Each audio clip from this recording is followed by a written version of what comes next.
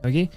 Tapi bila kita siasat balik dalam dokumen Mahkamah Indonesia kemudian dia mendedahkan bahawa dia tak bahagia daripada hari pertama dia sampai dekat Singapura, kena maki tiap-tiap hari, dan dia tahan bekerja dengan sebuah keluarga ni selama 2 bulan.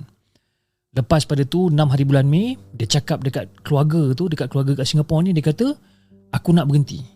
Kalau kau tak bagi aku berhenti, aku nak terjun daripada bangunan. Jadi pada ketika tu majikan tu setuju lah. Okey lah, kau berhentilah, aku akan hantar kau balik pergi ke agensi.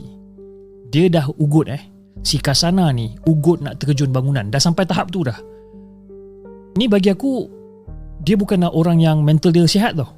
Okey, ni dah keadaan terdesak lah orang kata. Kita kena faham konteks ni. Okey, dia sanggup buat apa saja untuk keluar daripada keluarga tu. Jadi kalau dekat Singapura, korang kena faham satu benda. Pembantu rumah yang datangnya daripada Filipina ke Indonesia ke, diorang tak boleh bebas tinggalkan kerja diorang. Visa diorang ni terikat dengan majikan. Dan ada lagi satu detail penting yang korang kena tahu.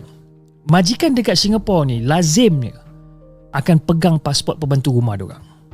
Technically benda ni memang menyalahi undang-undang, tapi sistem tu sendiri yang jadi punca. Majikan kena keluarkan bon jaminan sebanyak $5,000 Singapura. Duit kita lebih kurang dalam RM15-20,000 sebelum pembantu tu boleh mula kerja.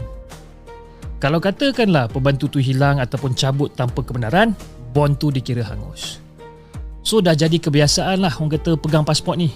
Bukan sebab nak buat jahat ke, tidak, tapi sebabkan diorang takut rugi duit. Tapi apa kesan dia? Apa kesan dia?